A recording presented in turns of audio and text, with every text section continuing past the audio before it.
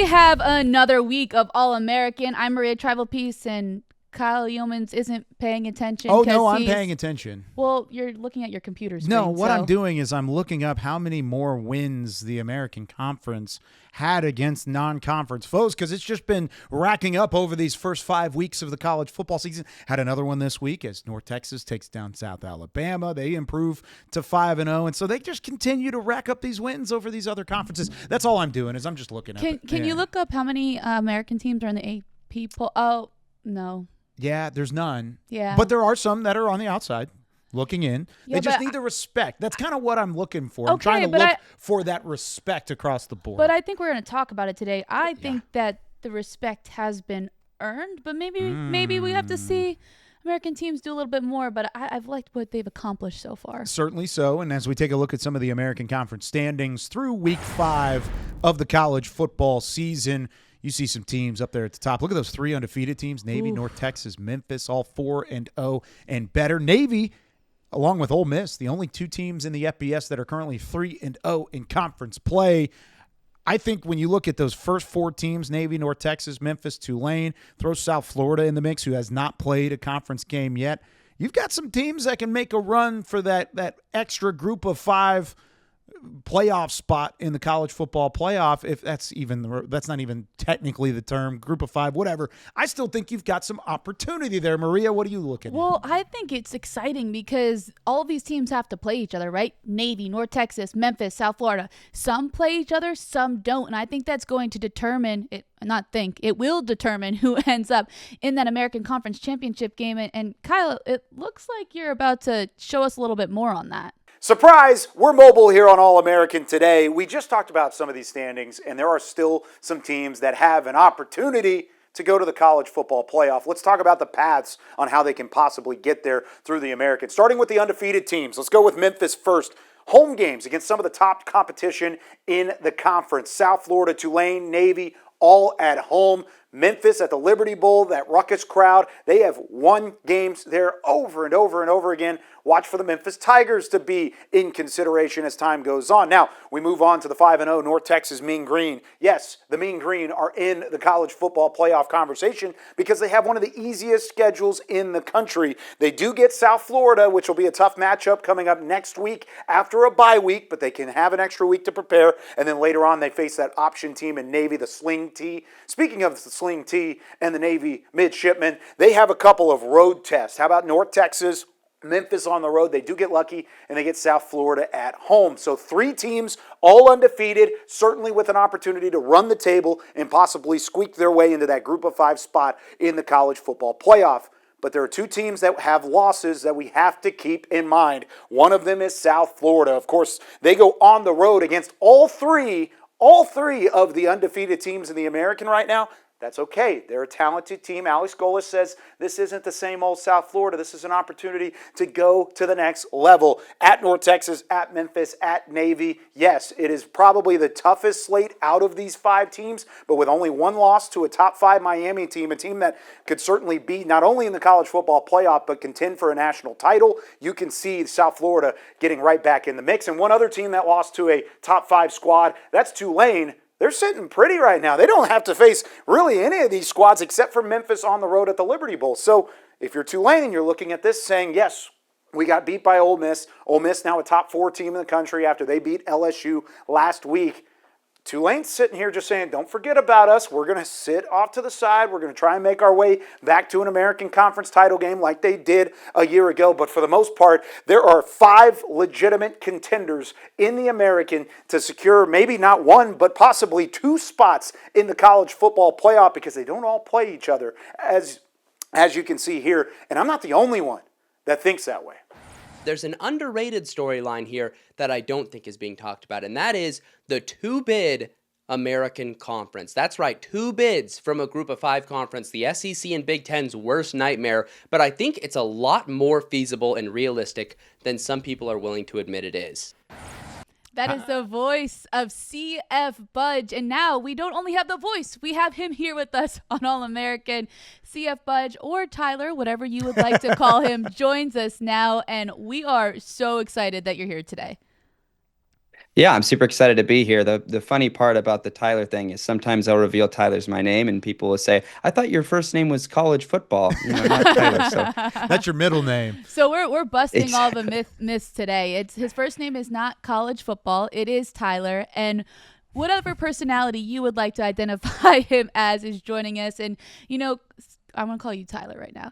Tyler, you just made a really good point about the American, especially after that win South Florida had over Florida. So when you take a look at the American Conference, especially now after a couple more things have played out since that week you posted that video, what do you see the American Conference becoming as this college football season progresses? Yeah, I mean, when I was making that video, this was before even some of the other signature victories this conference has had. So there's Memphis's come from behind victory versus Arkansas that's happened since then. You've had North Texas continue their tear this season. So there's been a lot of other really exciting stuff. And it's just a cool possibility to explore when something that this playoff model wasn't necessarily designed for, like the American Conference or any Group of Five conference getting multiple bids, seems pretty feasible. And I look at the way things are panning out. I think it's a more real possibility than most people might be willing to admit or might even realize at this point. So I just went through all the schedules with the top 5 teams, the teams with either no loss or one loss when it comes to the start of the season. I want you to take me through your reasoning on why it is possible with those 2 bids, because there is a little bit of overlap, but at the same time, if these teams continue to take care of business in this conference and through conference play, we could be looking at it even through week 5 of the season. Honestly, the thing that gives me such confidence in it being a possibility is looking at last season, and some of the precedent we had wasn't with the American Conference, but it was with the Mountain West. Yeah. With Boise State sitting, I believe it was 8, their ranking heading into conference championship week. You had UNLV as the top 25 team. If the Rebels beat the Broncos in the Mountain West title game, given the precedent of how little teams were punished for losing their conference title games, that would have been a 2-bid conference right there. And so I look at the opportunity that lies ahead for the American. If a team like Memphis, still undefeated, has the win over Arkansas, if they keep winning, they can get up in that closer to like at-large status.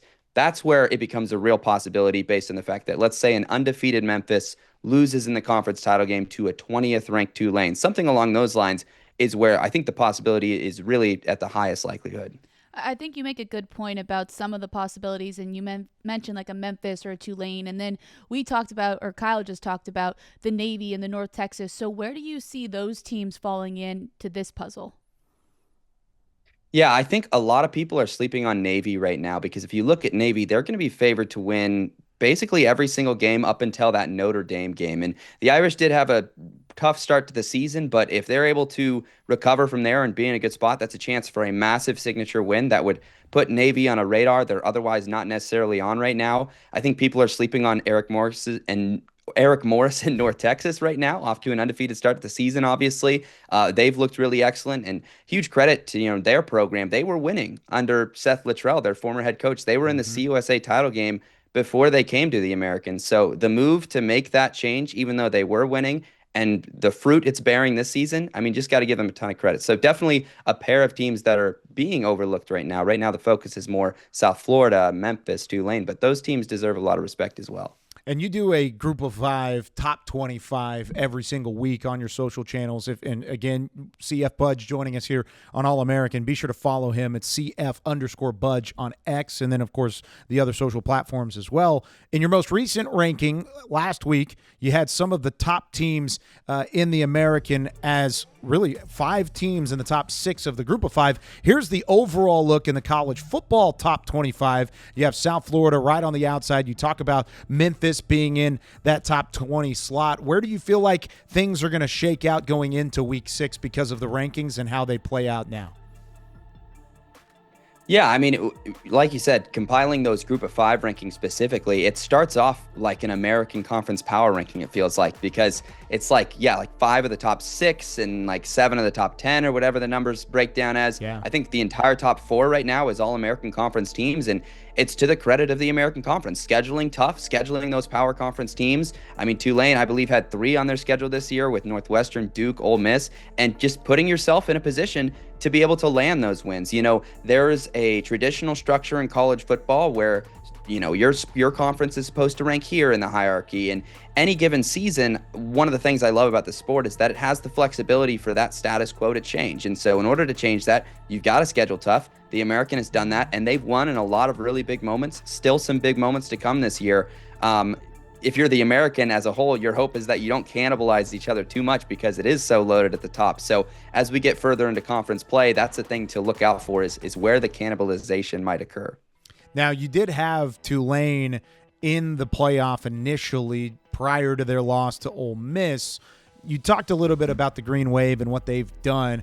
They don't play a ton of the other schools that are in the top parts and in that extra level. Here's a look at what that looked like going into the Ole Miss game. Do you feel like even with the way they lost that game to Ole Miss that they can work their way back into favor with the College Football Playoff Committee? Yeah, absolutely. And I think it's to their credit, those other two wins that they got, a dominant win over Northwestern, a nice win over Duke as well. Duke is a team that's performed decently well to start ACC play. If they make a run, if Duke's a backdoor ACC title team, that's a huge boost to their resume. I mean, I don't think anyone's going to lose much sleep over, getting handed, pretty handily by an Ole Miss team that's really good, looks excellent. They just beat LSU. I think they could still build a very compelling resume and be one of the top teams for consideration. At this point, with how loaded the top of the American looks, the only way another conference is able to land that group of five bid over the American is if they're able to put together an undefeated season, or some other teams that have compelling wins, like maybe Old Dominion because of that Virginia Tech win. But if you're looking at the rankings right now, I mean, there's a lot of paths for the American, not many paths for the other group of five conferences right now. And you talked about the teams at the top, and we mentioned a couple of them as well, but are there any other American teams in the middle of the pack that you think maybe can push their way into that top half? I know Kyle and I have talked a lot about like an East Carolina, but is there anybody else for you that you're like, they could be sneaky good and we're just not mentioning them yet? Yeah, East Carolina's a great one. People are kind of sleeping on them because they took a couple tough non-conference losses, right? There was the opening loss to NC State, which I was at, and then tough loss to BYU as well. But another one to definitely keep an eye on is UTSA, especially with how some of their skill players are playing right now. You talk about the pace that Robert Henry, that running back's been on thus far. Pretty insane stuff. Their offense can beat anyone in the American Conference. So a couple of teams that could absolutely play spoiler, with all the focus on sort of those top 3 or 4 teams we keep talking about, those teams absolutely could make a ton of noise. So those are probably the top 2 I'd keep an eye on. I know you've got your eye on the entire country of college football, and there's a lot of work left to be done, both on the field and off the field. I just want you to give the behind the scenes of what your normal workday looks like for somebody that is working as diligently as you are to put these rankings together, to put out such incredible social content. For all the American viewers that are watching today, what could they expect if they see a day in the life of CF Budge? Yeah, I mean, on Saturdays and sometimes Fridays, and as we get later in the season, weekdays, it's a lot of watching and consuming football, which I absolutely love. It's the easiest part about, my job. It doesn't really feel like a job, but it's also going back and watching games, getting a closer look at games maybe I didn't get to see fully in depth, and a lot of just revisiting takes from the offseason, or maybe things you saw from the offseason, but also refreshing sort of what your take is on a team and what you think a team maybe looks like. Because as the sample size increases, you've got to be able to trust like what your analysis was like in the offseason, but you've also got to be willing to adapt and accept new things based on what we're seeing from some of these teams. So, a day in the life is it's a lot of grinding tape and a lot of just readjusting and tinkering with all the different things that we use to analyze sport. All right. With that being said, which team in the American, it could be a top team or a bottom half team, which team have you changed your mind on the most through the first 5 weeks? Yeah, I'm going to have to say Temple. Temple's a team that obviously you love the hire of Casey Keeler. You love that program went out and made such an aggressive hire, a guy that just led Sam Houston to a great season.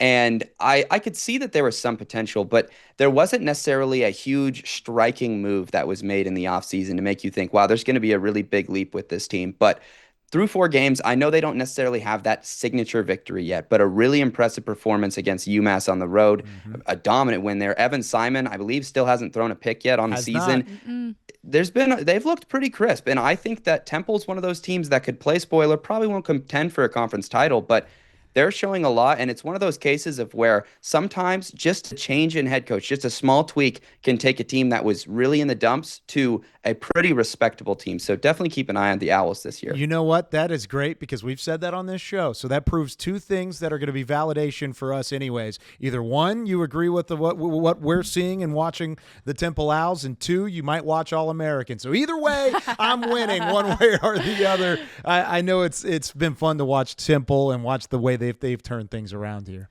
I agree with you, Kyle. That was one thing that we've talked about a lot. And Kyle and I don't agree very often. Now, CF Budge, we got to ask you one question that's semi-American related because it was in the American for 1 week. In your Twitter bio, you have the self-proclaimed father of the McGuffin, okay? And I know South Florida had it until they lost to Miami. So are you the father of the McGuffin, and if so, why?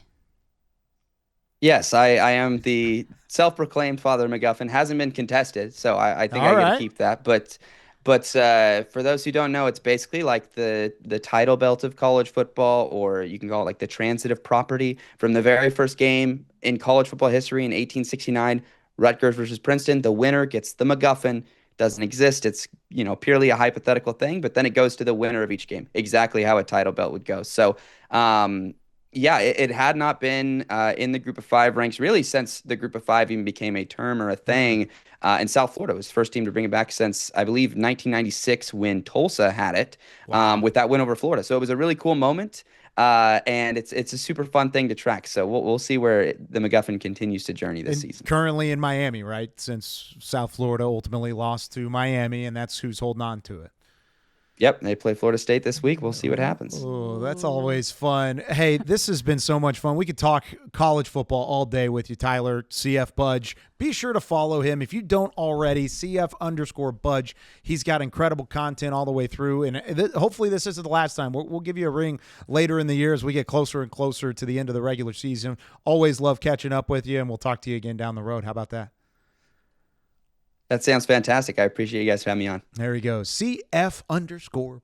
CF Budge, as you call it. Love hearing that. Love talking to him. He is just a wealth of knowledge. You could tell he puts in the work. He watches the film. He does the research, and he does the content creation as well. I have so much respect for him. He's an incredible follow. Do not waste any time. Go follow him right now. Well, I think the thing for me that is so intriguing is the way that he takes like really complicated information and turns it into like quick little TikTok videos. Yeah, they're bite-sized. Yes, exactly. Yeah. And so you're getting the information that you need in a small dose of it. And I think especially in this era of media, you need that because he's hitting so many different audiences. And clearly you just saw this is one conference he's talking about, and look how in-depth he was able to talk about what we talk about on a weekly basis. And he's not only doing that, he's doing so many other things. So really glad we could have him on. And I'm glad I learned about the McGuffin. It's and how really awesome. It's so cool. It is cool. When South Florida had it, I was like, this is awesome. So. Yeah. Well, you know what? They don't have it right now. I know. The Americans are going to do their best to try and get it back. Yes. Let's go in depth into this week of college football around the American, starting with the North Texas Mean Green, and for good reason. For a 5-0 start for the first time since 1959.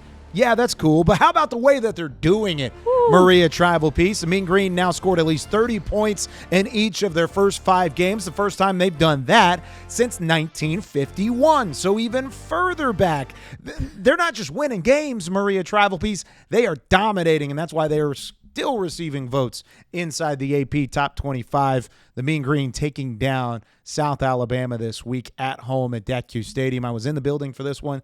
It was a little dicey early on. South Florida going down and scoring to start the game. It was the first time this year that North Texas has allowed a score on the opening drive. South Alabama, I should say, the one going down and scoring. But they turned it around, were able to get that offense under control and work their way to a big-time win. Well, I think for me, that was something that I wanted to see North Texas do, is when they're in a difficult situation, how do they respond? And not necessarily that they had to fight their way back from a huge deficit. No, but their backs were against the wall a little bit, and they were able to respond. And I think that is the next step that I wanted to see Eric Morris's team take.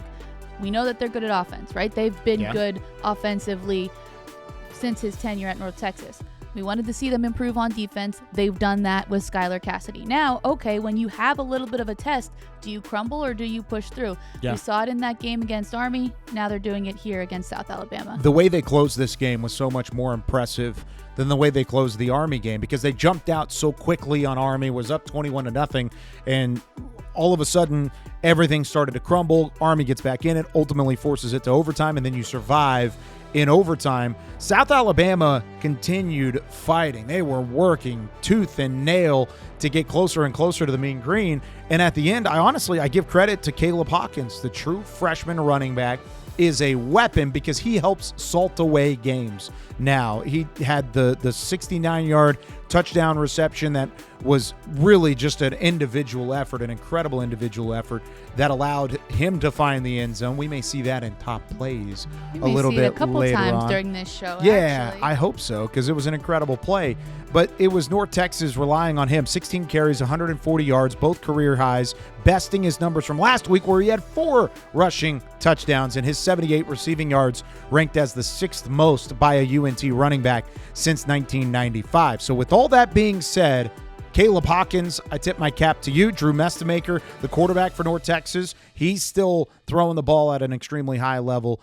I think all of this is coming together to be a dangerous team in the American. Well, we started off talking about the North Texas offense and Drew Mestemaker, right? And so now we have Caleb Hawkins, who he's just putting the team on his back when Mestemaker, not even when Mestemaker isn't, because Mestemaker, I was going to say he hasn't done anything wrong, but it's just another added element for North Texas. And I think the thing for me with Caleb Hawkins is that he is just so strong and fast, and that sounds very simple, but it's also his will to score. We saw it on that 69-yard touchdown. He just bulldozed his way through multiple defenders, was able to stay on his feet. So when you have somebody who's as efficient as Drew Mestemaker and then somebody who can run the ball like Caleb Hawkins, man, that is a tough offense to defend. And there's other pieces too. Those are just ones that we're talking about today. Can I throw out one more stat from Doug Waters, head SID over there and North Texas? Shout out to our friend Doug. Hawkins, 307 rushing yards this season are the most by a UNT freshman through the first 4 games since Jamario Thomas ran for 483 in his first 4 games of 2004, which just so happens to be the last time that North Texas won a conference championship. They were in the Sun Belt at the time. Jamario Thomas doing his thing in 2004. Caleb Hawkins doing his thing in 2025. Now, they've got a big-time matchup on the other side of the bye week. Ooh. We'll talk about that a little bit later on because South Florida is a team coming to town to DATQ Stadium. It's going to be a blackout for that game. They're expecting a sold-out crowd. They're trying to sell out DATQ Stadium, so it's going to be a fun one in the Dallas-Fort Worth Metroplex and a chance to go to 6-0, become bowl eligible, and to really set themselves up for success the rest of the year. I am so excited for October 10th, Kyle, because we just saw you break down which of the top teams right now in the American play each other. This is one of those big matchups. We saw South Florida rebound after that Miami loss. Now they have another challenge. They have the challenge in Charlotte this week, and then they'll get to play North Texas, and I'm just so excited. That is an American Conference matchup that I think everybody's going to want to watch. It's going to be monumental on ESPN2 that Friday night, an incredible matchup. This past week, we got to see a fun matchup between a couple of option teams in the American. Roll, Goats, roll, chopping on some rice. I like the one word, just mic drop from the social media here. Cooked. Yeah, you're done. I feel bad for Rice because I don't know if you remember last year Charlotte had a similar graphic with, I think it was one of the receivers like cooking up rice. Like it's such an easy troll against them. And it happens every single time. And you know what? Rice is a good football team, and they played well in this matchup against Navy. I was listening back to Brian Newberry's press conference, and he gave them so much credit. Absolutely. They really, as they should. As they should. I mean, we're going to break this matchup down in just a little bit. But like for me, the fact that Rice was able to hold Navy's offense to 21 points. Yep. That's impressive to me, because that, I think, is the strongest part of that Navy team. The defense is coming along as well, but they have so many weapons between Blake Horvath, Alex Teska, Eli Heidenreich, that it's really hard to stop that offense, especially with the sling T. There's so many different things that can happen with that. And so I give credit to Rice, but I also give credit where credit is due to Navy, because they just find way to wins, even if it's not as pretty as they want it to be. Yeah, they're 4-0 in back-to-back seasons. First time since 1978-79 that they've done that. 78 team went 7-0, finished 9-3. 79 team went 6-0, finished 7-4. So there's still a long way to go this season, but like you talked about the weapons of this team, they went and looked like they were going to score on a runaway early, drove down the field, got the weapons involved, had the really crafty reverse to Luke Hutchison. They call him the touchdown maker in that system, and I see why, because he's a touchdown maker. Luke Hutchison for the opening score. Then it turned into that classic ground and pound trench warfare sort of Navy mentality, because the defense was great, just how we anticipated, going up against that Rice option system. Give them credit. They wore down on Navy as they went along. Navy was great on defense until maybe the back half of the third quarter. Rice found some rhythm, really challenged them, and the Rice defense did their job to keep their offense within striking distance, slowing down the weapons until you just couldn't slow them down anymore. Teska got involved. Heidenreich got involved. Talked about Hutchison and Horvath. Those guys all played a big factor for Navy, but it wasn't one play after the other like we've seen from the midshipmen recently. It was spread out over time, and the Rice defense did everything they could to try and avoid the big play. And that's why this was such a fun football game to watch. Going back and watching it, it was really I would say it's one of the better games that Rice has put on film in the last few seasons. And this is one that it's going to ultimately end in the loss. Scott Abel's not happy with it. They fall to 3-2, but still a lot to grow on against a really good Navy team and a front that just continues to wear you down. We saw how that played a factor in the fourth quarter. I think Rice continues to get better every week in different aspects of the game, and I think this was another good step forward for them, especially defensively. But I got to talk a little bit about the Navy defense as well, because that was one area that Brian Newberry wasn't sure about coming in, not sure about, but wasn't convinced as much on the defensive side of the ball as he was on the offensive side of the ball, because there's a lot of young guys on that defense. But I think they've gotten better with every outing. You saw what they did in the first half against Rice. And I think for me, even though there's a lot of young guys on that defense, Kyle, they have Landon Robinson leading the charge. And when you watch him play, he is just everywhere, and he makes that defense go. So you know what time it is, Maria Trivelpiece? What time is it? It is Commander-in-Chief Trophy time. Ooh, the best because time. The first battle in the Commander-in-Chief Trophy series happens this week. Woo-hoo. Navy taking on Air Force. I can't wait to see this matchup, because Navy has been dominant in the Commander-in-Chief Trophy as of recently. 29 of the last 44 Service Academy games have been won by the midshipmen. And those are the games that matter to those individuals, because it matters to the entire country. Yep. They take on Air Force this week. Second in the country in passing yards per completion are the Navy midshipmen, averaging over 18 yards per completion. Their opponent, Air Force, the only team that's above them in that mentality. They are first at 21.5 yards per completion. That just shows me there's going to be some high flyers in that matchup. No pun intended, with it being Air Force and Navy, who both have fighter jets and their arsenal. You're going to see some high flyers and some teams that can put up some points. Well, I think this is going to be such a fun football game. I think there's going to be a lot of offense in it. And I think that Air Force's record doesn't really exemplify who they are as a football team. I think Brian Newberry knows that as well. He said this is always a fun game to coach in. It's a chess match, and there's just a little bit more on the line, like we spoke about, when these two teams get together. And so I think be prepared for a lot of offense, and I think Navy is going to have to add in a couple wrinkles to their offense as well, because this is a team that knows what they run so well. So expect Drew Cronick to come with some new things in his playbook this weekend. And I think you bring up a great point about Air Force and what they've shown so far. They enter at 1-3. Their one win was against Bucknell, where they won 49-13. And then you had 3 straight losses, but those losses were to a really good Utah State team, to a Boise State team that started the year ranked in the top 25, and a team in Hawaii, I think, is one of the more underrated group of 5 teams in the country. So with all of that being said, it was the defense that struggled. 49 points allowed against Utah State, 49 points against Boise State, 44 against Hawaii. If you get some level of defensive output, your offense is putting up points, 30, 37, and 35 respectively. You just saw the numbers there. Try and get the defense to work their way. If you're Air Force, it's easier said than done than against that Navy midshipman offense and exactly what they've got going on. I just listed all those names. I'm not going to do it again. You know who else has a lot of names on their offensive side of the ball? Memphis Tigers. The Memphis Tigers, who got another win this week. How about this? Active win streaks in the FBS. That Ohio State team's pretty good. Oh, they're casually good, right? I think Navy being up there is fun, too. That's always nice. I mean, you remember what we said when we opened the show, when I asked you how many American teams were in the top 25 poll? Yes. A lot of the other teams on this list are, so I'm just wondering. Missouri, Ohio State, Louisville, Ole Miss. I don't know if Louisville I don't know if Louisville is, but I know Ole Miss, Ohio State, and Missouri are. Yep. Just wondering where Navy and Memphis might be. But they are on this graphic in terms of win streak, and we're going to highlight that. And we're going to highlight this Memphis Tigers team. You mentioned the offense looking really good. It took them a little bit to get going, though, against Florida Atlantic. It did take them a little bit. They struck early, had that 4-play, 75-yard drive, capped off by Brendan Lewis's 5th rushing touchdown of the season. And I like the way that they were able to move the ball down the field against Florida Atlantic early.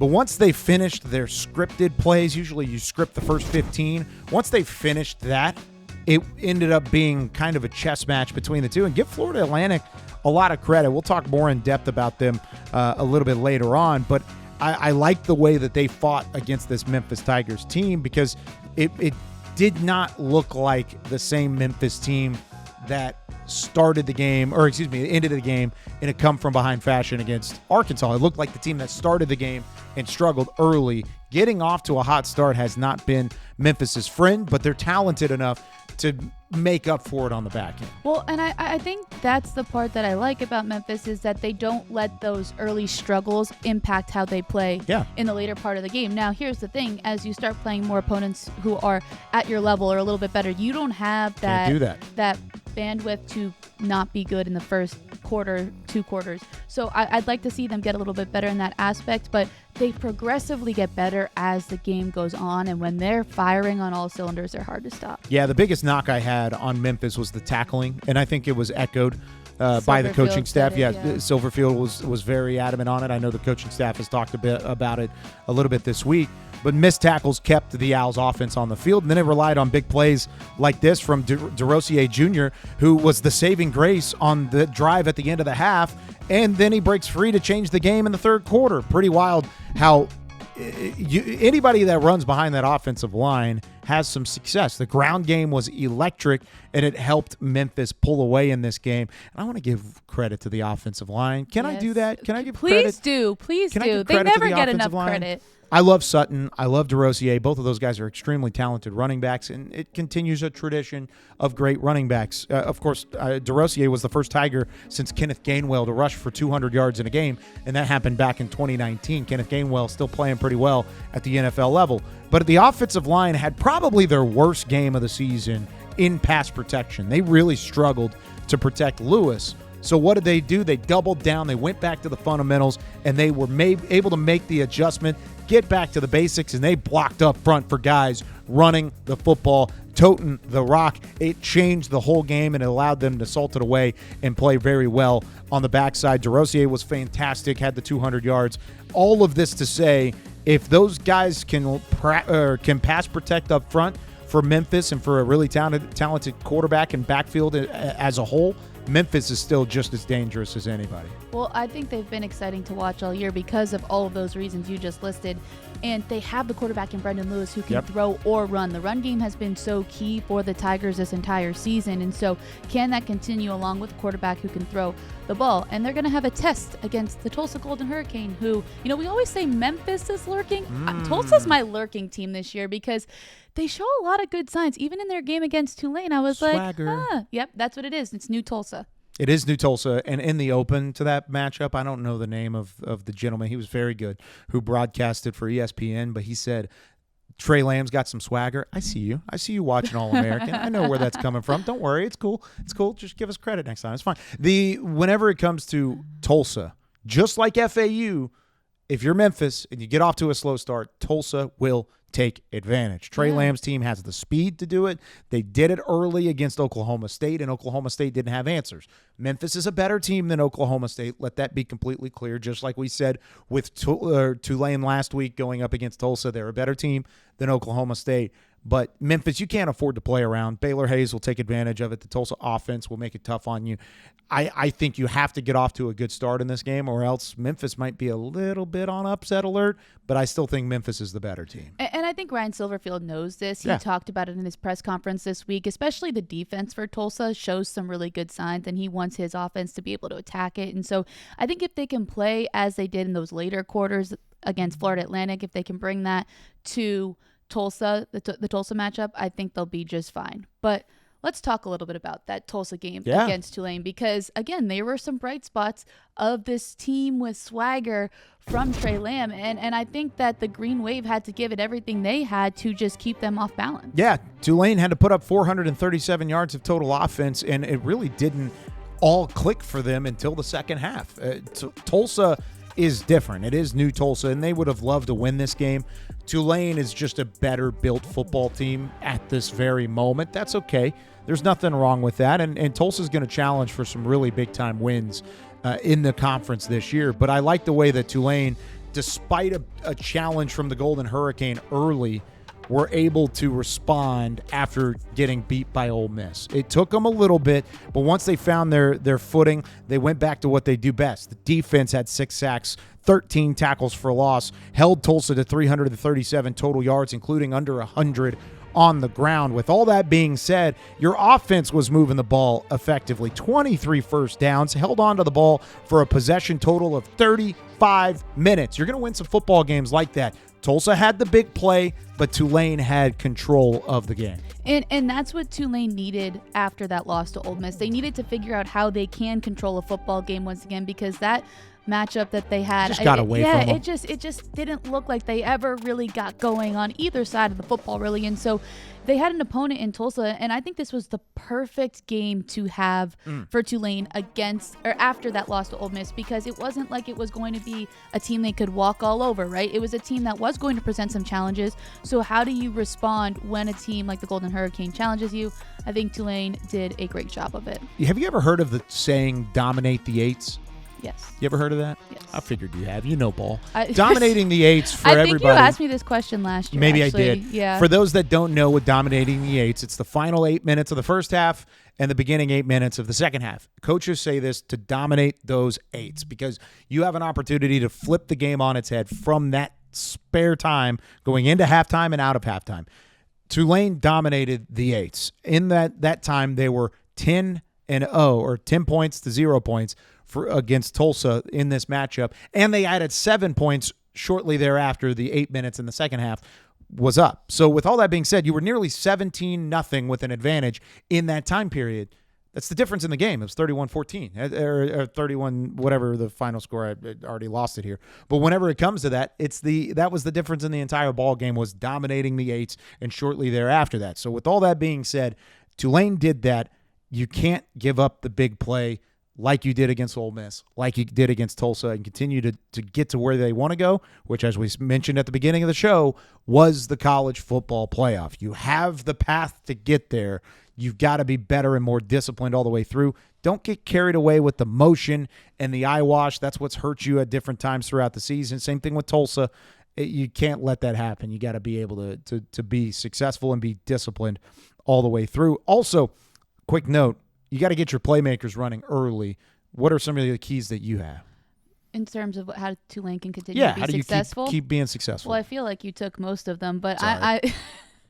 I'm just going to kind of echo some of the things that you said. I think for them to be successful, I want them to utilize what they have. I think we haven't really talked about Jake Retzloff enough, especially this week, because, he struggled a bit against Ole Miss. But I think you have a gem that maybe other teams don't really know too much about yet because, yes, he had a lot of success at BYU, but him at Tulane, he's still, I mean, we talked to him. I think he's under the radar. He is still under the radar because I think he's better than people even realize. And so my key for Tulane is I want to see him get even more comfortable with this offense. And I think when that happens, that's when the Green Wave are going to have even more success than they already do. And like I said, ball. Here's the thing. I think they need to get the run game going. Do you? Early. Okay. Here's why. I've got some stats hear it. to back it up. Okay. I love Jake Retzloff at quarterback. Don't get me wrong. I like him a lot. I told you before the season, I think he's one of the more talented quarterbacks in the American. But the identity of Tulane football as of late has been running the ball. It's been continuously ground and pound. The Green Wave have outrushed their opposition 33 times in the last 45 games. Okay? Over those 33 games, would you like to take a guess on what the record is? No, just tell me. It's 31-2. In 33 games where they've outrushed their opponent, they are 31-2. In those games, under John Summerall, who, by the way, wasn't even there for all 33 of those games. No, he's only been there for 2 seasons. Would you like to go back to Troy, who has outrushed the opponent under John Summerall at Let's hear Troy it. over the last 29 games between Tulane and Troy? John Summerall is 29-0 when outrushing the competition. So you got to run Get the ball. the run game going, Tulane. Make sure you stick with it. Not that they haven't been running the ball effectively. They are able to run the ball. They've had 400-plus yards of offense and 185 on the ground. But continue doing that, and you'll be fine. Just outrush the competition. John Summerall's 29-0 during his time at Troy and Tulane. If that doesn't tell you it's going to help you win football games, I don't know what will. You know what I just flashed to as you were going on that very well-educated rant? Thank you. Sandra Bullock in The Blind Side when she calls the coach. Run the ball. Yeah. I Insert like it. explicit word there. But yeah. So that was your just gonna Sandra leave Bullock. that out. Yeah, that was your Sandra Bullock rant. It was. But I agree with you. I'm basically Sandra Bullock. Basically, maybe let's not go there. How about instead we go to Greenville, where the East Carolina Pirates are. Group of 5 guys. They're a great account. All right, I like their account. We like that account, and it's not close. I'm having one of those things where I can't read the prompter again, so I'm going to need you to read it for me. So the reference here, for those that may not know, is the new logo there at the middle of midfield. It's the same logo, but it's got the American flag on it because for this midweek matchup with the Army Black Knights, they had some special uniforms, special paint on the field for the East Carolina Pirates, who, when they win, Maria, they win big. Yes, they do. And they won big again. 28-6 was the final score. The connection between Caton Hauser, Anthony Smith, they are cooking.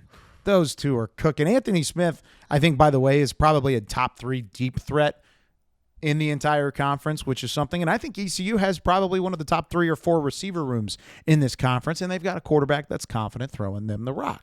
So with all that being said, we saw that early. They went up 21-0 on Army, and unlike North Texas the week before, they did not let Army sniff a chance in this football game. I think for me, for East Carolina, I love the way that they started. My one qualm is the way that they stalled out a little bit, but I think that when the offense, as you mentioned, some of the deep threats, some of the different things that they have, when the offense is rolling, they're really good. So my question for you, Kyle, is you watch a lot of film. Yeah. What is it about East Carolina that will help them be more consistent and they won't have those? I'm just asking. I need some facts to back it up because the only thing is just stop turning the football over. It's really not that hard. We talked about this last week.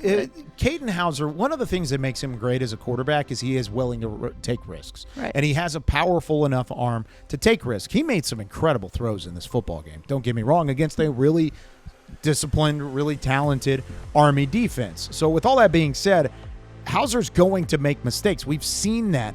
Army just didn't take advantage of him. Army did take advantage of him against North Texas when they were down 21-0 the week prior and able to force it into overtime.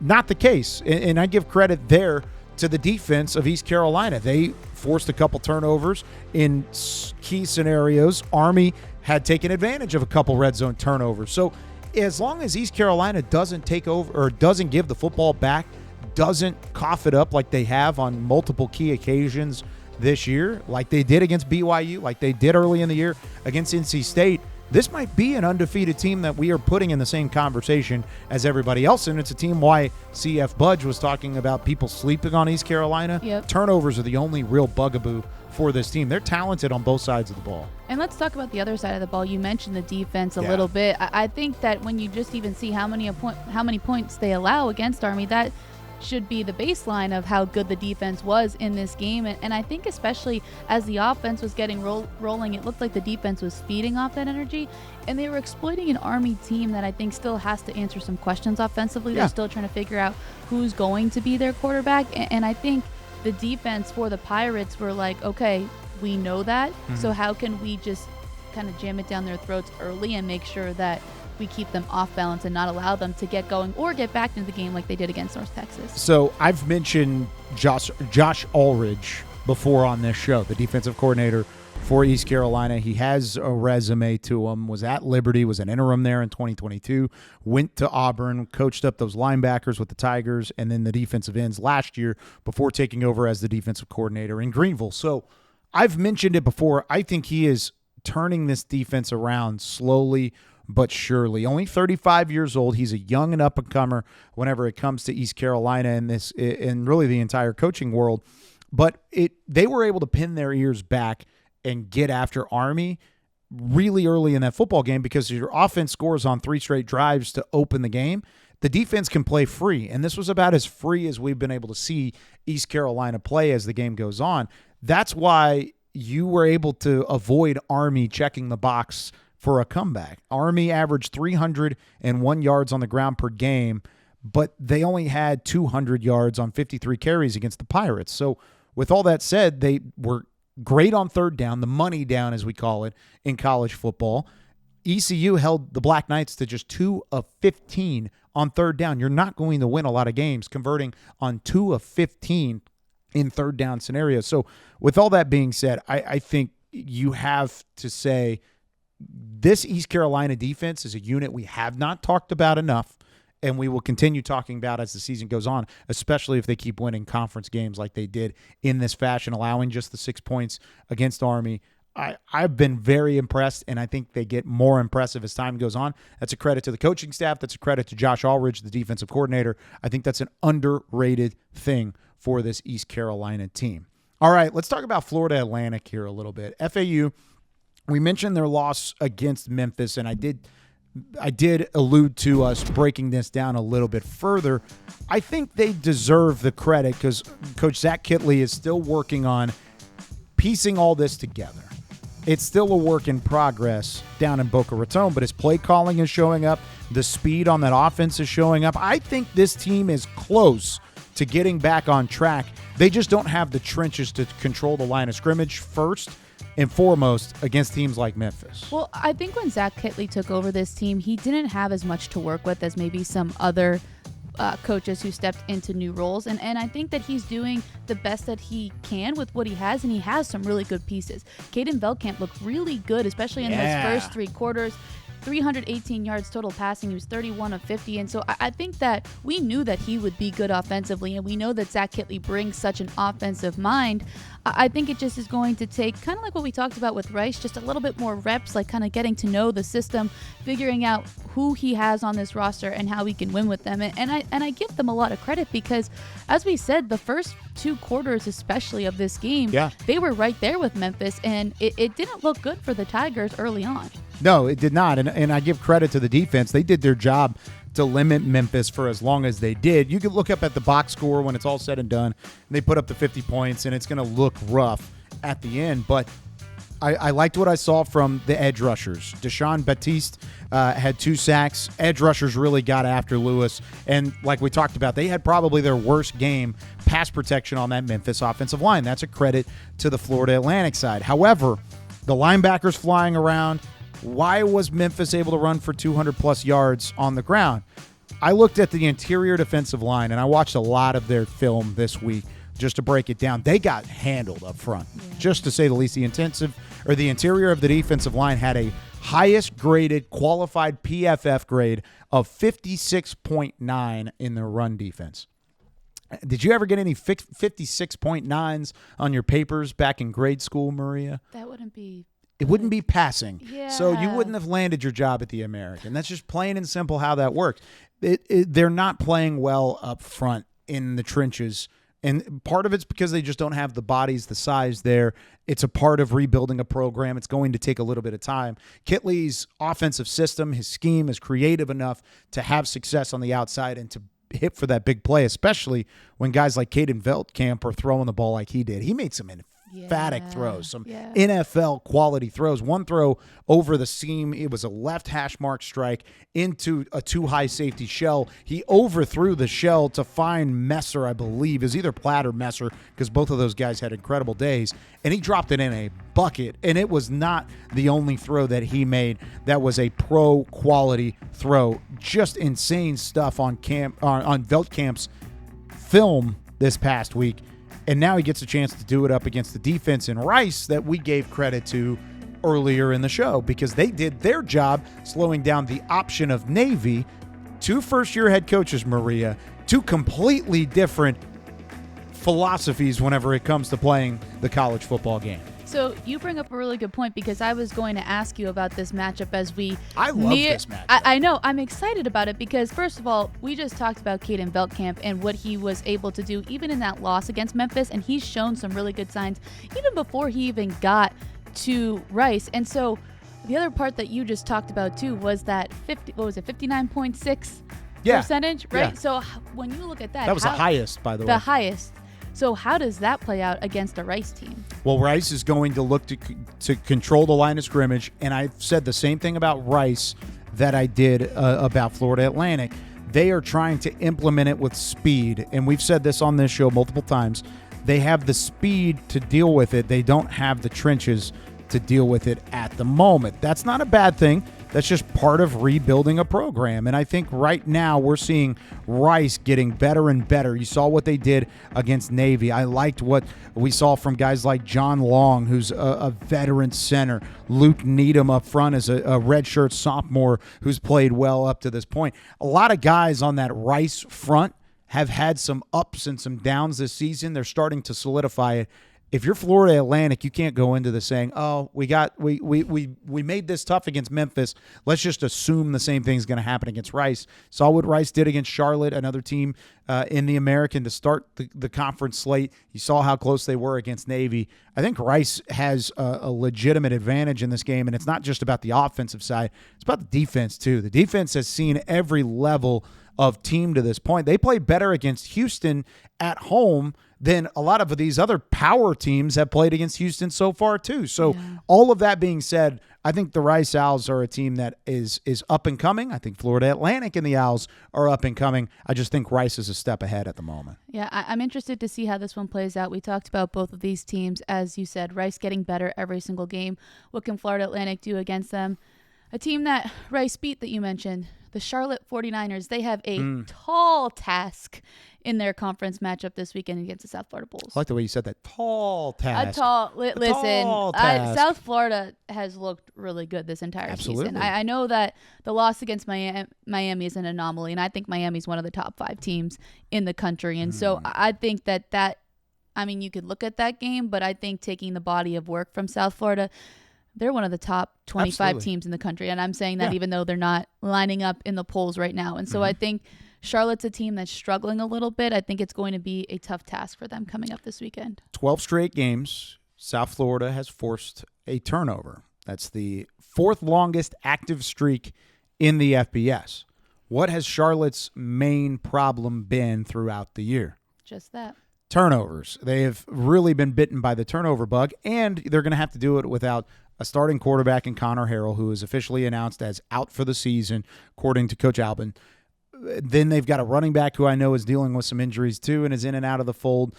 All of that being said, Charlotte is short their playmakers, and they've struggled to hold on to the football. They're going up against a team that has done nothing but play well on the football side. However, I think there's a little bit of familiarity here, but not for like a coaching staff standpoint.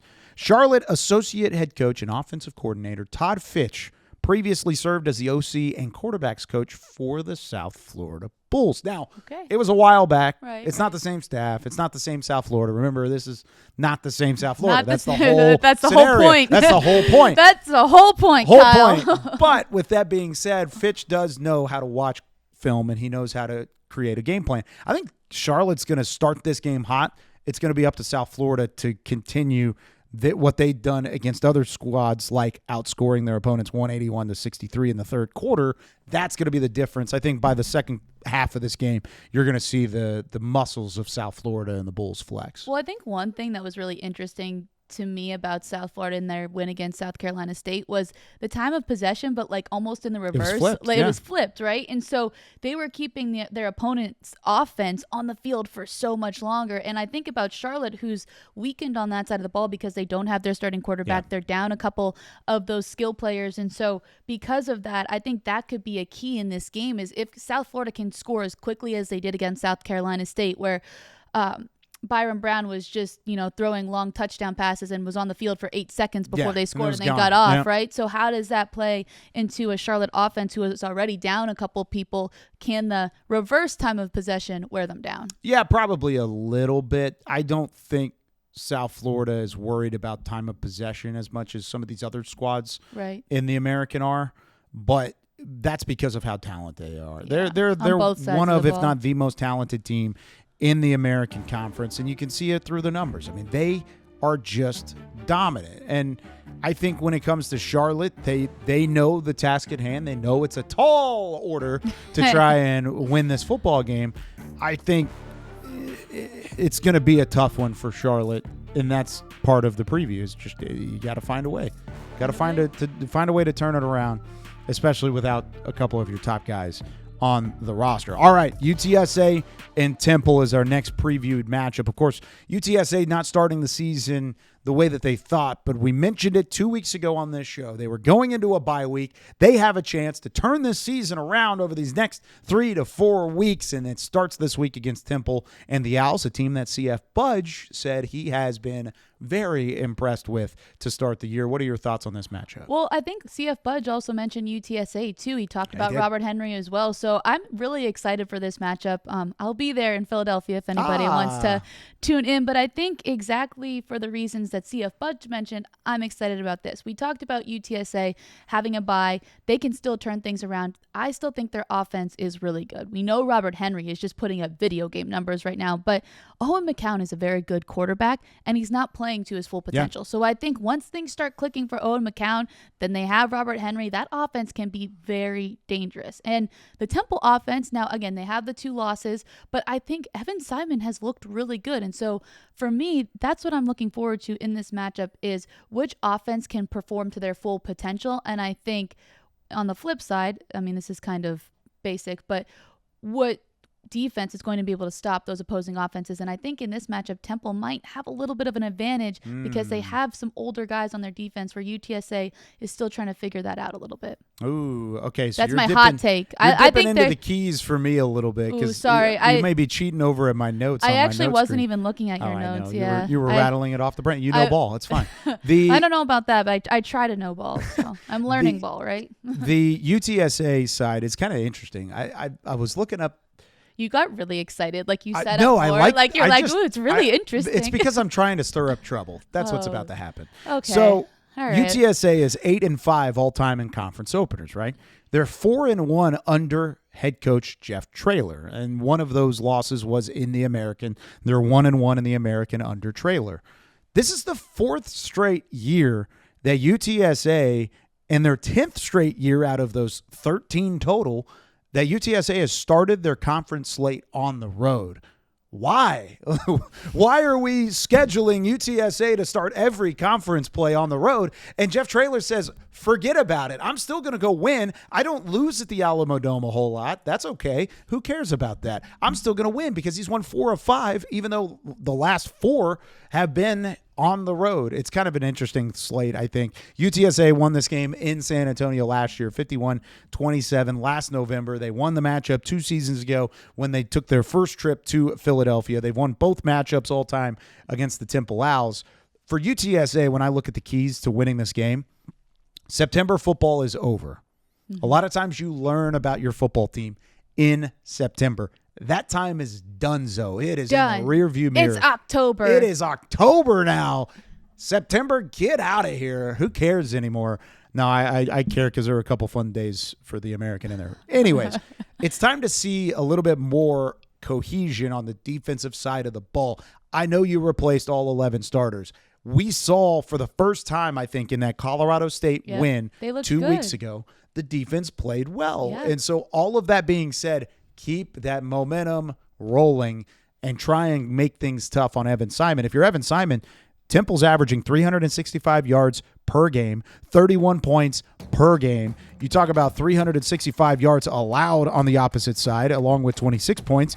Your defense has to step up and get some stops for Evan Simon, who has completed 53 of his 92 passes for 624 yards, 10 touchdowns, and how many interceptions, Maria? 0. Zero interceptions for Evan Simon. So don't waste time, strike quick, and get your defense to get some stops. And all of a sudden, I think we've got ourselves a big-time matchup with Maria Trivelpiece on the sideline in Philly. Listen, I'm excited, and I'm not just saying I'm excited because I'm going to be there. I think these are two teams who are just trying to prove how good each This of them is can a be, statement right? game. Yes, we Yeah. talked about Tulsa and their statement game. I think for both of these teams, whoever wins this game is kind of staking their claim like, hey, we can compete here in the American, which I think we've seen Jeff Traylor do that in his time at UTSA. But Casey Keeler, it's his first year in the conference. How is he going to get his team to play well? So I don't know. I think it's one that you have to circle. It's going to say a lot about not only these two teams, but where the American's going to shake out as a whole, I think. I can't wait for it. Can I make a call? You can. Can I make a hope bold- everyone This is a- I hope everyone has fun. This is a bold prediction. I think that game's going to go to overtime. Okay. I don't know why. I just have a gut feeling. It may not. Who cares? It's a bold prediction. I'm throwing it out there. All right. Army, UAB, you will not be at this game because you're going to be in Philly. I will be in Philly. I'm going to get a cheesesteak. I'm jealous. Army trying to find their footing. I honestly don't know what to think about Army at times because we were so confident that they would have the same level of success without some of the guys that they lost, like Udo, like Daly, some of those guys that have moved on either graduation or transfer portal. And we're looking at Army, and all of a sudden they're 0-2 in conference play and haven't necessarily played great football. When Bryson Daly left, everybody was so concerned what was going to happen to Army, and I was really confident that they still could be a really good football team, and I still think they can, but I think they have to figure some things out, especially like who is going to play quarterback and how do you get that offense going. I think for me that's been the biggest thing because one week I'm like, it's Cale Hellams, and then the next week I'm like, maybe it's Dwayne Coleman, and then after this week I'm like, I'm not really sure yet, and I think both of them can be good, right? We've seen really good things come from both of those guys, and even that North Texas game that they lost, like I was so impressed by the way that they battled back. Like it was so gritty. I was like, there's no such thing as a good loss. I mean, any coach will tell you that, but you could have pulled a lot of things from that loss that were like very positive. So I don't know. I don't know what to think yet. I'm still, it's still an enigma to me, I guess. And that's kind of where I'm at too with, honestly, with UAB. These are two teams that I feel like we don't know enough about. Yeah. What I do know about UAB is that Jalen Kitna is playing a very high brand of football right now. Even against Tennessee, where they lost 56-24, that's an SEC opponent, a top opponent in the country. You expect that to be a tough matchup. Kitna ranks 5th nationally right now in passing yards per game, over 314 yards per game. He's also 3rd in completions per game, 14th in completion percentage. That shows me he's a top 15 quarterback in the nation right now. Yeah. And plain and simple, that's what the statistics are saying. When you look at the film, he's making NFL-type throws like we talked about earlier with Cade Veldkamp from Florida Atlantic. So Caden Hauser has done everything to this point against some tough competition to showcase he is a legitimate QB1. And I think that's going to challenge Army. Army has gone down 21-0 in each of their first 2 conference games. You can't afford that to happen again. You cannot afford to get there. Army has to get back to doing what they do best, and that is be more physical and control the line of scrimmage. They have not done that at all in this matchup, and now they've had some contrasting styles. You've got UAB, who likes to throw it through the air. Of course, their coach was a quarterback in the NFL for a long time in Trent Dilfer. They've got an incredible quarterback in Jalen Kitna. I'm impressed with what he did. I'm not impressed with what Army's done on the offensive side. Get more physical, and all of a sudden, I think you'll find a way that you're winning more games down the stretch. Yeah, I think for me, there's kind of to your point, there's a lot of unknowns in this matchup, but one thing that I do feel pretty confident about is UAB's offense. I mean, you mentioned Jalen Kitna, but I think they have other pieces as well, not only on offense, but on special teams, and so I'm still not convinced on their defense. I'm not sure what their defense is going to look like. I think they still have too many new guys that you're talking about, but UAB? UAB's defense. I know what their defense is. It's not very good. Yeah. I'll say it just because I know you can't really say. They're 130 out of 134 in the country right now in total yardage allowed. They have not been very good. Sorry to interrupt. You're good. Your defense, you got to help your guys out on the offensive side. Your offense put up 24 points against an SEC defense the last time they took the field. That's not a bad showing. I want to see UAB play better from a defensive standpoint against Army. And if you're Army, you're saying, oh, we're ailing a little bit on the offensive side of the ball. Maybe the what the doctor ordered is a UAB defense. Yeah, so they have to figure that. Army has to figure out the things offensively. UAB probably has to figure out things defensively. I like the UAB offense. Army's defense has looked good at points, so I don't know what's going to happen in this game. I feel like I just word vomited a lot of things, but it's kind of one of those unknowns where I'm trying to put the pieces together. How is this going to match up on paper? And, sometimes things look like they're going to match up one way on paper, and then you can just throw everything out the window when they step on the field on Saturday. I know we're going to learn a lot about the teams that we just talked about. The last two games we just previewed, UTSA-Temple, Army, and then UAB. We're going to learn a lot about those four teams going into a Week 6 matchup. Here's the Week 6 slate. Charlotte, South Florida gets it all kicked off on Friday. That's an ESPN2 matchup. We just previewed that one. What other games, other than the one you'll be at, UTSA-Temple, are you looking forward to? I like Tulsa-Memphis because I think it can be exciting. I also like the games that we just previewed because we're going to learn a lot about 4 different American Conference teams that we can talk about next week. And how can we not like the Air Force Navy game? That's for the first step in the Commander-in-Chief's trophy. Excited about that one, and it's a CBS broadcast all the way across the country.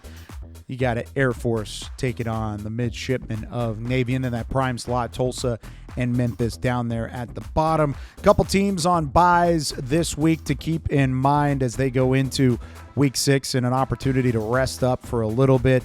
East Carolina is one of those teams. You've got, let me see, what are some of these other teams with buys? Actually, that's really about it, except for North Texas. North Texas also has a bye this week, and that's an opportunity for us to chat with one of the hottest quarterbacks in the entire American Conference. Do it again. Screen set up for Caleb Hawkins. Has room to run. There goes Hawkins across the 50. 2-man to beat. Hawkins upfield, bashing his way to the end zone. 69-yard touchdown. Mean Green. The offense from North Texas continues to roll on into Week 6 of college football, and we have the main man of that offense, Drew Mestemaker, one of the best stories, if not the best story in all of college football here in 2025, and he's playing at a very high level as well. Quarterback of the North Texas Mean Green, Drew Mestemaker, joins us on All-American. Drew, first off, since we just watched the 69-yard play to Caleb Hawkins, it was an incredible individual effort on his part to find his way into the end zone. What were your thoughts as that play unfolded? I mean, I was just happy he got the first down, and then he kept running, and I was like, he's gonna make it all the way, and so I was running down the field, hyping him up, and excited to celebrate with him in the end zone. Now, I've seen the clips with you and Eric Morris, and you talk about your past and your story, the lack of varsity starts. You end up at North Texas, and I feel like college football fans have had a pretty good grasp on it. But let's talk about this offense as a whole, because when you're going to play for Coach Eric Morris, you're going to put up points. That's just part of the mentality there. What's been the difference to start this 2025 season for the 5-0 Mean Green? I think we've had a really strong focus on just winning third downs and winning in the red zone. we kind of know like the explosive plays are going to come just being in this offense. So we focus really hard on, the third downs, being good on third downs, getting us into manageable third downs. And then once we get in the red zone, just punching it in there and not, settling for field goals and getting in the end zone. We're going to talk about a couple of pieces in your offense in just a little bit, Drew, but I want to go back to your story just really quickly because you were able to adjust to this Eric Morris offense quite quickly. I mean, you had the big performance in the bowl game last year, but how have you been able to do that and have seen so much success in really your first year starting here at North Texas? I mean, I think it's just the great coaching, honestly, just coaching me into, seeing what they see and making it make sense to me and trying to kind of like, just talking about what, our areas of the field we're trying to attack and what, what each play is really, really trying to do. And obviously we're trying to score every play, but, whenever you go through the process and, make the right decision, you got a chance to score every play. You just told us what you were thinking in that play with Caleb Hawkins, but what has it been like playing alongside of him, especially with all the success that he's seen in his freshman campaign? I mean, it's been awesome to see him kind of break out in these last 2 weeks. I mean, all fall camp we knew he was, special and gonna be making some plays for us, but I don't think anyone here expected it to be this early and this, this much of an impact. And just to see him kind of break out and, into the player he is so quickly really, really is awesome to see. Hey, and you can run the ball a little bit yourself. You know that there is a couple dual threat actions in this offense and that misdirection, things of the sort. I want to take you all the way back to a moment that we had in the bowl game when you broke open, ran into the end zone, and then went straight to a trash can and lost your lunch. Have you been able to avoid that this year because of the conditioning and through summer camp to try and not have that same end result but still put up the points? Yeah, I definitely have. We conditioned really hard over the summer, and I think also, being in games all season and kind of, feeling the adrenaline and everything, not for the first time. And I think that's also helped me, stay on the field and stay feeling good out there. And I promise there's a reason that I asked that question, because the tempo of Eric Morris's offense is just breakneck. It is a tough tempo to run. What's the biggest challenge as a quarterback to run that tempo over and over again to try and keep a defense on their heels? I mean, it's honestly just making sure everyone's set and making sure everyone knows, like, we're going fast and we got to get set and run the play.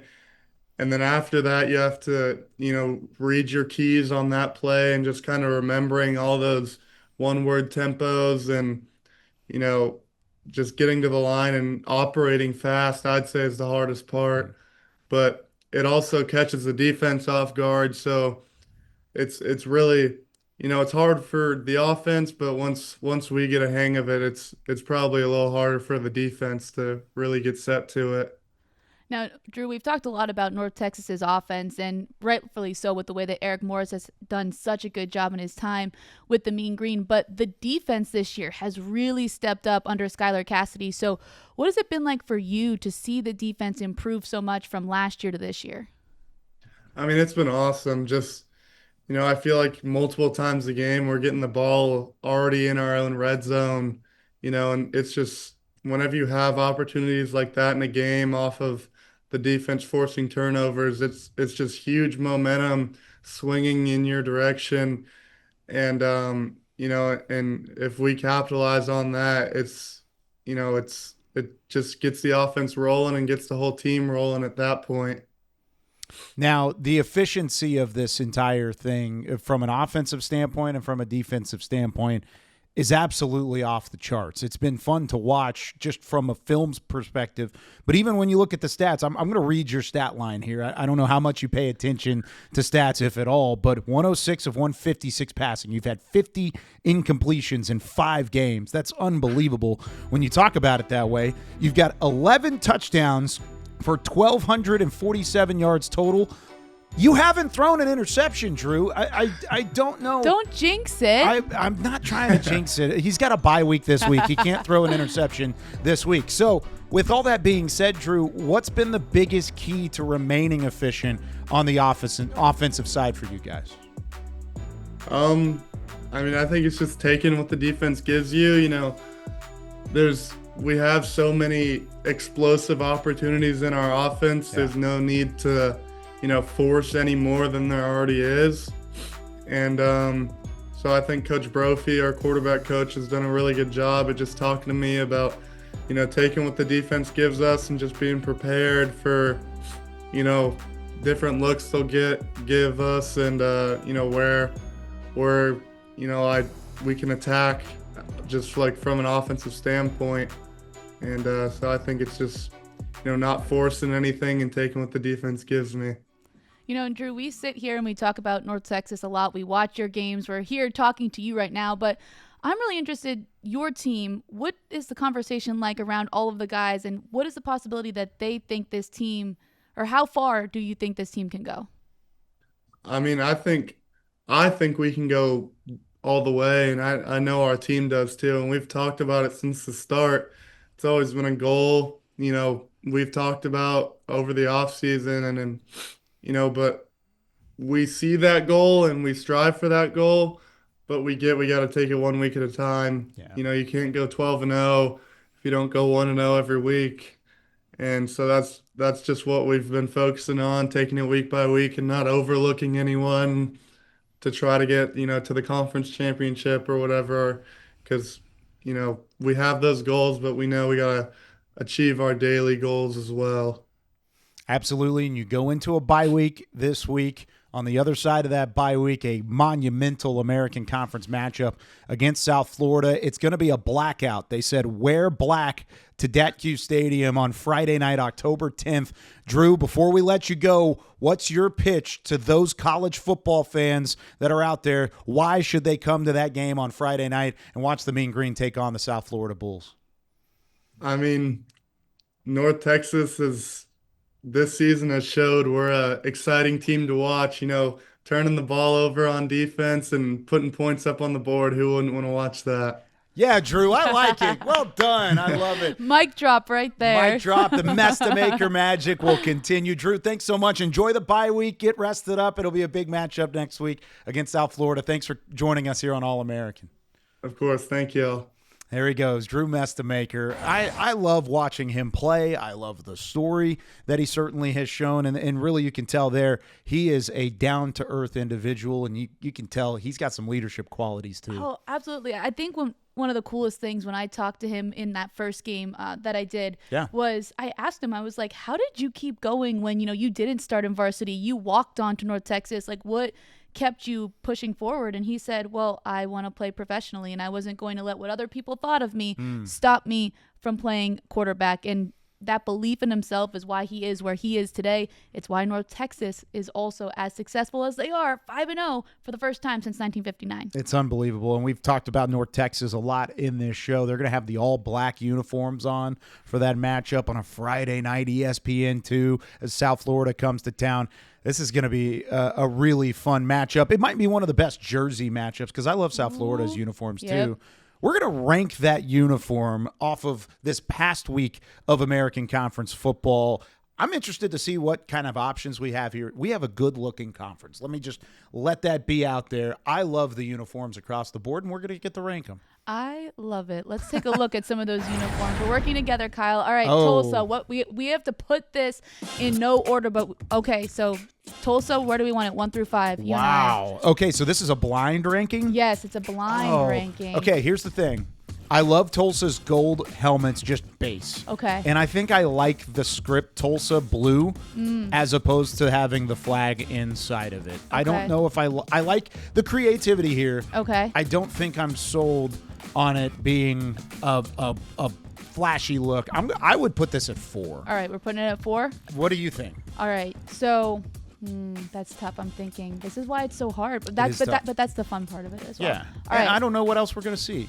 Let's put it on 4. Let's put it at 4. Put it at 4. Okay, Tulsa's gonna go to 4. Tulsa's gonna go to 4. All right.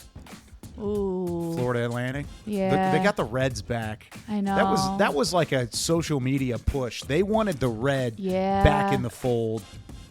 I'm gonna put it at 2. Oh, I would. Really, 2? Do you think it's higher or lower? No, I think it's lower. So you want to split the difference? Go to 3? Yeah, let's go to 3. Okay, so we're going to put Florida Atlantic at 3. Moving on to our next one. I love the red look. I do. They show out every week. I'm sorry. This is top 2 for me. 1 It's or 2. gotta be. I'll let you do the final say on this, but we already have 3 and 4, so this is 1 or 2 for me. Me not putting this at 1 would bank on something being better than that. I don't know if I can get there. Okay. I think this is number 1. All right. I love the powder blues. I know. It looks in that so white sweet. too. Yeah. The white with the powder blue. Yeah. So we're putting it at 1. Putting it at 1. Okay. Hopefully something's not better than this. Ooh. I feel bad for whoever's next because I may have to put this at 2. Are you going to put it at 5? I don't know. You know what I would have had as my 1? The helmets they wore against Arkansas with the tiger stripes or what? I think I'm explaining it right, but all right, 2 or 5. This is tough. This is. You make the call. You make the call. I'm okay with it either way. You're gonna put all the fans against me. Yeah. All right, I'm putting it at 5. Okay, so whatever's left is 2. What is 2? Oh, that's good. Okay, I'm good. I'm good. Cool with it. That's classic. That classic logo. It looked really good on the middle of the field in that Army matchup. Against Army, against the Service Academy. Yeah, okay, we ended up okay there. Yeah, I think we're fine. I'm good with it. I'm good with it. I do think the Memphis uniform probably hurt a little bit there. Yeah. Just because I don't think that's the number 5, but I still like it. It's hard to put anything at 5, honestly, because I think it's everything a good-looking just conference. It is. It is. The combos are fire. Yeah, that helmet from East Carolina is pretty sweet. I'm okay with that being. But I'm okay with that not being 1 either. Yeah. Because I don't think Memphis or ECU was better than Tulane. No, I felt good about Tulane at 1. Yeah. Okay. All right. We can agree on that. We've already got one top 5 list out of the way. Would you like to go into a little top 5 list of top plays? Oh my goodness, I would love that. Let's do it. And we're starting with play number 5. You might recognize something on this one as well. Yeah, we got some North Texas and Charlotte. This is Evie Craven, left foot strike, bam, finds the back of the net. I was on the call for this match. That's what why I you said. were saying. I was going to say, I think you might recognize something. You did a much better live call than I just did. Can we take the audio, Kevin? No, I'm just kidding. No, that was an incredible play. And Craven, Charlotte in this match ended up winning 3-2. They made 2 incredible plays to find the back of the net, and it really tested North Texas on the back line. It was a really fun game. Evie Craven's next level. She is a professional to be had. Still an underclassman. I think she's a tremendous talent. I'm excited to see where Charlotte goes. Watch out for Charlotte on the soccer pitch. They're not bad. All right. You ready for number 4? Let's go to number 4. You take number 4 for I me. definitely will. We always talk about creativity on this show. How about Tulsa bringing the creativity? Flea flicker downfield, bombs away, caught inside the 5-yard line. What a play call. What an execution. You got Baylor Hayes turning around. Grayson Tempest makes the catch, calling for it all the way. He had all sorts of room. And then Tulane in those number 1 ranked uniforms getting downfield where they could. Listen, before we do anything else, I just put my coffee over here. I need to take a sip of it. Yeah, why is that?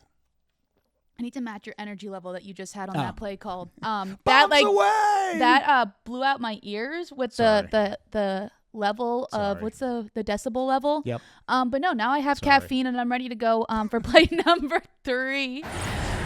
We're gonna talk about somebody that we just spoke about a little bit ago. Caleb Hawkins. We've seen this play before, but oh my goodness. Like Drew Mestemaker said, he's like, I was just glad when he got the first down, and then he kept going and he used speed and he knocked down a couple defenders and then he falls into the end zone and I'm just still confused on how he even did that and didn't and stayed on his feet. And I'm just continuously amazed by Caleb Hawkins. I have an answer on how he was able to do that. Okay. He's a dog.